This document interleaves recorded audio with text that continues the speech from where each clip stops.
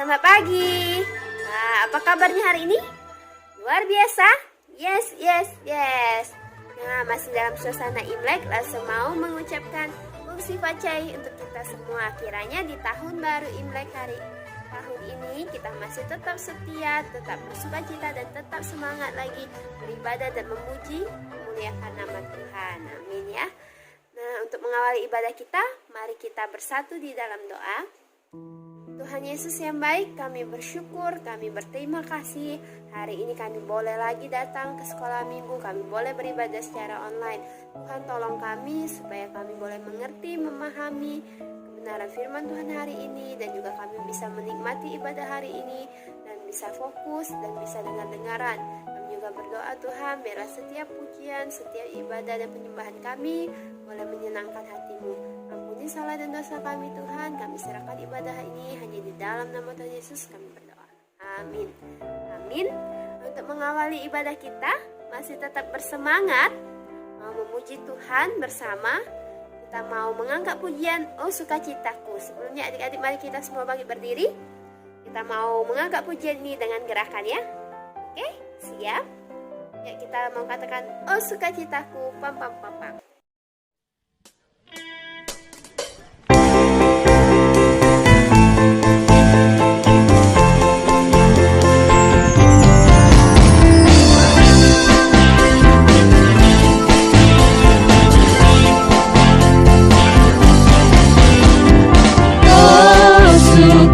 Citaku, sejak ku jumpa Yesusku. Oh sukacitaku, ku temukan juru selamat. Dia mengasihi aku, bahkan mati bagiku. Sukacitaku pilih penuh.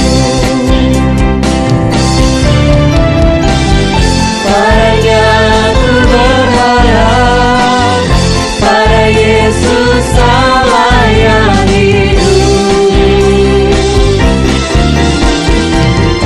Padanya ku berserah, Dia sumber kehidupanku.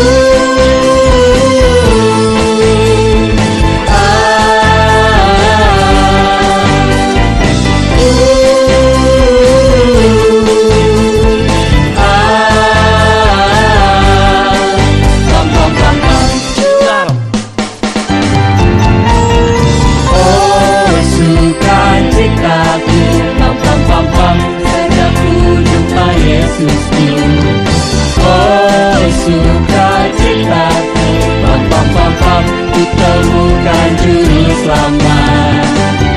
Dia mengasihi aku, bahkan mati bagiku. Sukacitaku pilih penuh. Padanya ku berharap, pada Yesus Allah yang hidup. Padanya ku berserah, Dia sumber kehidupanku.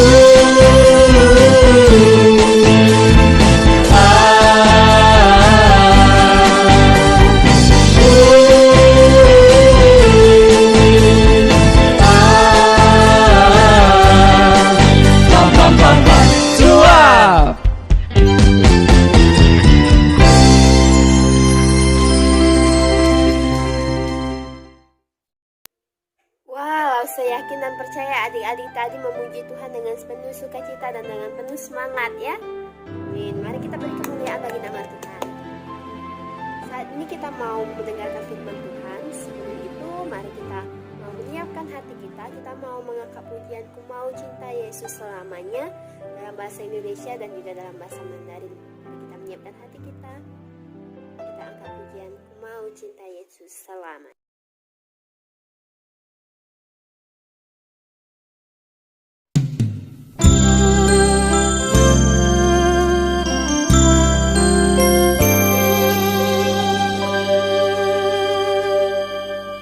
Ku mau cinta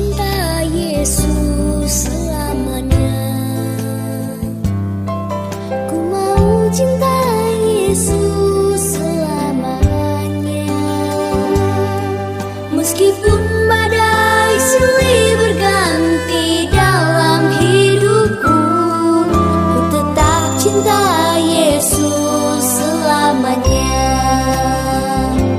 Ya Bapa, Bapa, ini aku anakku, layakkanlah seluruh hidupku. Ya Bapa, Bapa, ini aku anakmu, pakailah sesuai dengan rencanamu.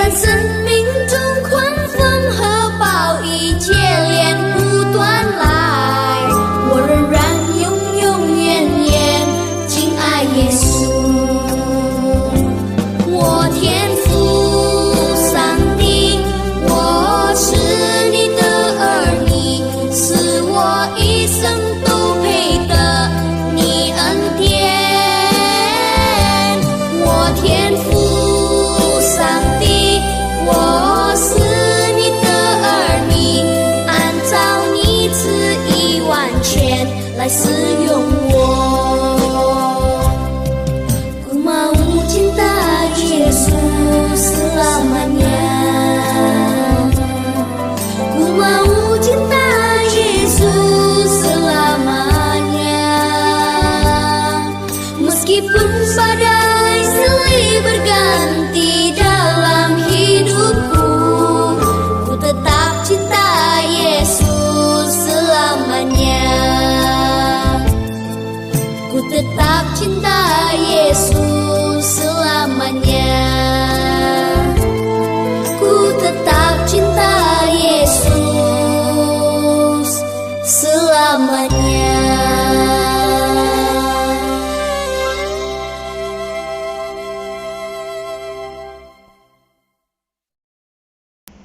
Shalom adik-adik, kongsi pacai semuanya, kongsi-kongsi. Oke, dalam nuansa Imlek, pagi hari ini Lause mau ajak adik-adik untuk mendengarkan cerita firman Tuhan. Tadi kita semuanya sudah bergembira, sudah semangat, sudah dengan luar biasa memuji-muji Tuhan. Sekarang kita mau mendengarkan cerita firman Tuhan. Sudah siap adik-adik? Sudah siap semuanya ya? Ayo Lause mau ajak kita berdoa dulu. Tuhan Yesus, kami mau dengar cerita firman Tuhan.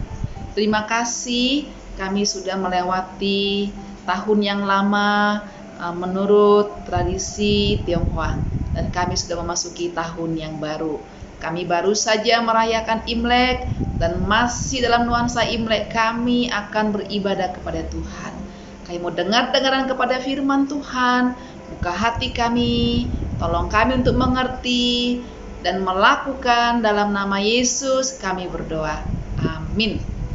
Adik-adik, firman Tuhan pagi hari ini kita akan renungkan dari 2 Raja-Raja 5 ayat 1 sampai ayat yang ke-14.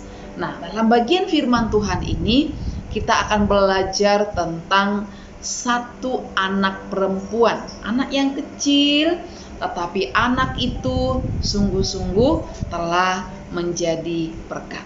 Nah adik-adik, suatu masa, suatu ketika ada satu peperangan yang besar-besaran terjadi di Israel.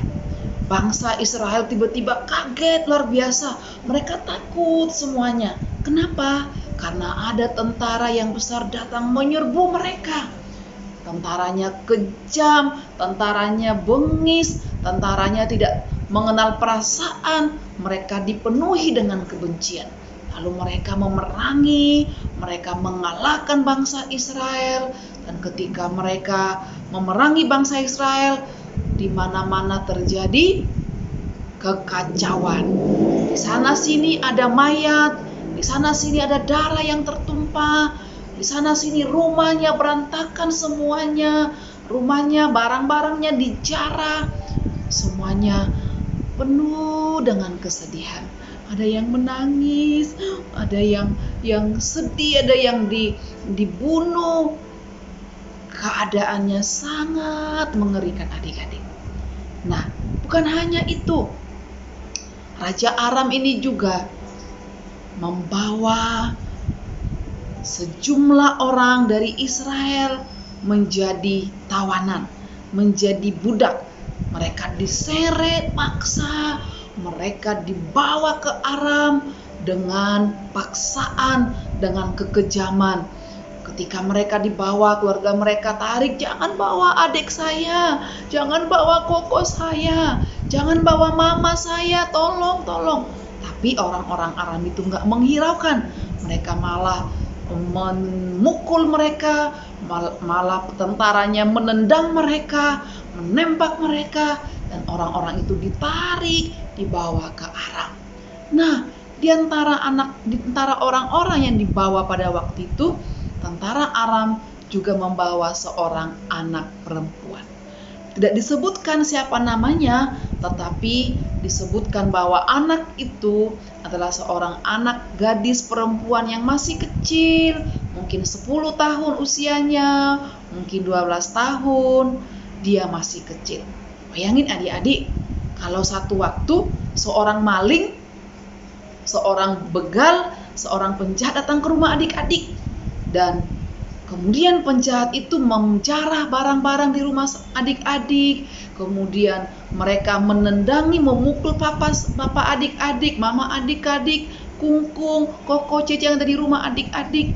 Lalu adik-adik ditarik paksa, dibawa ke rumah si penjara. Adik-adik sedih nggak? Pastilah mama papa adik-adik akan berteriak, jangan bawa anak saya, jangan bawa Liam, jangan bawa Aurel, jangan bawa Candice, jangan bawa siapa nih, Kesia. Ya, papa kita, mama kita pasti nangis terseduh-seduh, sedih luar biasa. Tapi penjahat itu nggak kenal dengan belas kasihan. Dia malah membawa kita dengan paksa ke rumah mereka, ke negeri mereka. Saat penjara itu membawa gadis Israel itu juga nangis. Dia meronta-ronta, mama tolong, papa tolong. Tapi papanya juga nggak bisa tolong, mamanya juga nggak bisa tolong. Koko tolong aku, jangan biarkan aku dibawa. Adek tolong aku. Mereka tidak bisa tolong, kokonya, adiknya, papanya nggak bisa tolong. Karena tentara-tentara yang lain juga menyiksa papa mama mereka, adik koko mereka. Jadi si gadis Israel dibawa. Saat di jalan, gadis Israel itu tidak sendiri adik-adik. Ada juga orang-orang yang lain, mungkin ada orang besar, ada susu-susu, ada ii, ada koko-koko dibawa. Nah, si gadis Israel ini sepanjang jalan sudah banyak mungkin kena darah, sudah lapar, sudah mikir orang tuanya, dia sedih di pinggir jalan, di sepanjang jalan. Dia mikir kayak manalah nasib aku di jalan ya. Kayak manalah nasib aku kalau sudah sampai di Aram ya. Nanti aku bakal sendirian. Nanti papa mama aku kayak mana? Aku dapat keluarga enggak? Ada banyak yang buat gadis Israel takut adik-adik. Sepanjang jalan air matanya netes terus, dia sedih, dia juga tidak punya teman. Kemudian sampailah di negeri Aram. Negeri Aram itu dengan bangsa Israel jauh adik-adik, ya, jauh jaraknya. Si gadis Israel tidak bisa pulang ke Israel sendiri, dia nggak tahu jalan adik-adik, nggak ada juga kendaraan, ya, dia nggak tahu bagaimana caranya. Jadi dia pasrah. Akhirnya gadis Israel itu bekerja, ditempatkan oleh Naaman di rumahnya, ya. Naaman ini adalah seorang panglima adik-adik. Dia yang memimpin perang waktu melawan bangsa Israel. Jadi si gadis Israel kerja di rumahnya menjadi pembantu, menjadi budak, dia harus mengerjakan pekerjaan rumah, dia mungkin ngepel, dia mungkin cuci baju, dia harus lap-lap rumah, dia harus bantu masak, dia membantu semua pekerjaan di rumah Naaman. Adik-adik, si gadis Israel ini, walaupun dia sekarang hanya seorang diri di rumah orang yang dia nggak kenal, tapi dia rajin di rumah Naaman. Adik-adik, dia juga tidak menjadi gadis Israel yang putus asa. Dia tak menjalunkan hidupnya dengan semangat, dia tak percaya kepada Tuhan, dia tak beribadah kepada Tuhan walaupun dia seorang diri. Nah, suatu saat adik-adik, bos atau tuan rumah di mana si gadis Israel ini sedang bekerja, yaitu Naaman itu sakit kusta. Naaman sakit kusta adik-adik. Kalau dia sakit kusta berarti tidak bisa disembuhkan adik-adik. Dia malu sekali Naaman karena semua tubuhnya itu kena luka-luka, borok, bernanah, ya, mengerikan semua badannya itu. Tidak ada orang yang berani dekat-dekat. Semua dokter gak bisa sembuhin adik-adik.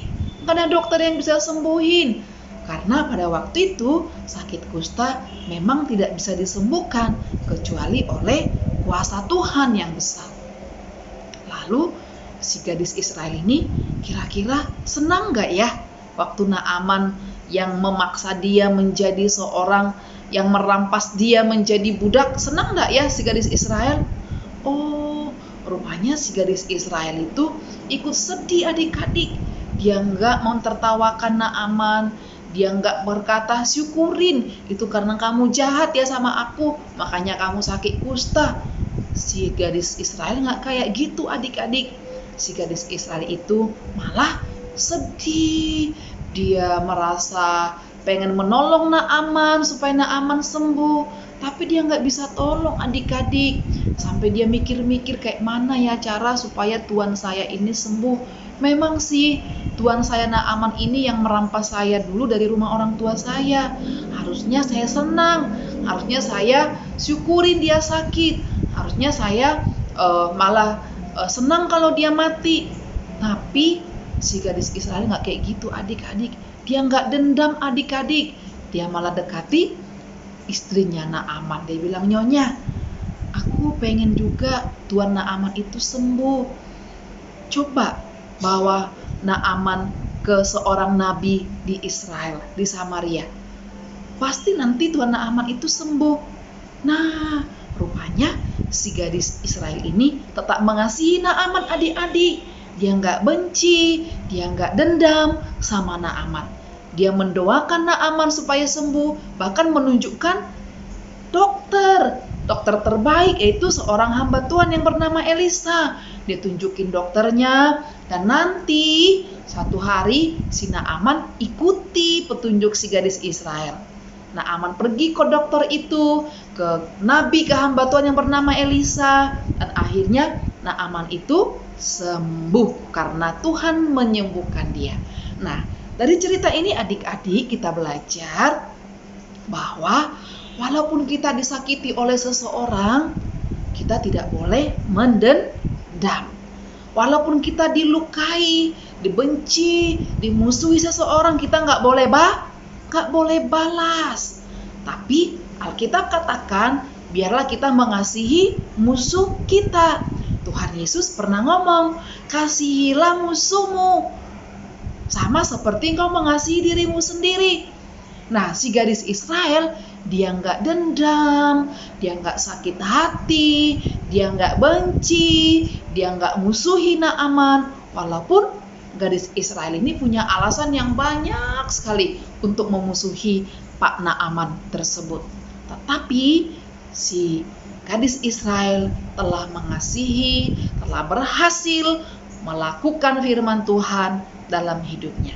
Nah adik-adik, ada nggak orang yang sedang menyakiti hati kita saat ini?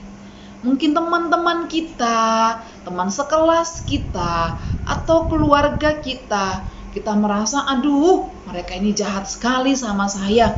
Mereka melukai hati saya, memarahi saya, membentak saya, tidak mau berkawan dengan saya. Saya juga mau benci sama dia aja. Saya nggak mau lagi berkawan juga dengan dia. Saya nggak mau maafin. Emangnya cuma dia aja yang bisa jadi teman saya? Enggak, adik-adik. Kita diajar oleh Tuhan untuk tetap mengasihi. Tidak boleh mendendam, tidak boleh menyimpan kesalahan orang lain, tidak boleh memusuhi orang lain. Kita harus mengampuni dan mengasihi seperti siapa? Seperti gadis Israel. Baik adik-adik, ayat hafalan kita pada pagi hari ini dari Matius 5 ayat 44. Tetapi aku berkata kepadamu, kasihilah musuhmu dan berdoalah bagi mereka yang menganiaya kamu. Selamat menghafal. Tuhan memberkati adik-adik semua. Semangat! Ya, demikian cerita firman Tuhan pada pagi hari ini adik-adik. Kita mau berdoa. Mari kita berdoa. Tuhan Yesus, terima kasih kami sudah mendengarkan firman Tuhan. Tolong kami supaya kami menjadi seperti si gadis Israel yang mengasihi, yang tidak membenci, sekalipun dia telah disakiti oleh Naaman, telah dipisahkan dari rumahnya, dia mengalami banyak penderitaan, mengalami banyak luka batin oleh karena Naaman. Tetapi gadis Israel tetap mengasihi Naaman, bahkan menginginkan kesembuhan bagi Naaman. Tolonglah kami anak-anak-Mu ini di sekolah minggu Gereja Anugerah Kristus, supaya kami tetap sayang, tetap mengampuni, tetap mengasihi, dan mau berdamai dengan siapa saja. Ini doa kami Tuhan. Dalam nama Tuhan Yesus kami berdoa. Amin. Amin. Adik-adik, Tuhan memberkati semuanya kita. Tetap semangat. Kongsi-kongsi. Wah, gimana adik-adik cerita firman Tuhan hari ini yang disampaikan oleh Semu Maya? Wah, adik-adik pasti mendengarkan semua ya tadi ya. Wah, kiranya kita ditolong oleh Roh Kudus supaya kita bisa mengerti, memahami, dan melakukan firman Tuhan hari demi hari ya. Amin. Saat ini kita mau memberikan persembahan. Adik-adik boleh kumpulkan persembahan di rumah masing-masing. Nanti ketika ada koko cece atau papa mama ke gereja boleh dititipin ya. Boleh masukin amplop dan tulis untuk sekolah minggu. Nah, kita mau memberikan persembahan sambil mengangkat pujian. Kasih Yesus sungguh manis dan indah. Kasih Yesus sungguh manis dan indah. Kasih Yesus sungguh manis dan indah. Kasih Yesus manis dan indah. Oh oh oh. Kasih Yesus manis dan indah. Kasih Yesus manis dan indah. Kasih Yesus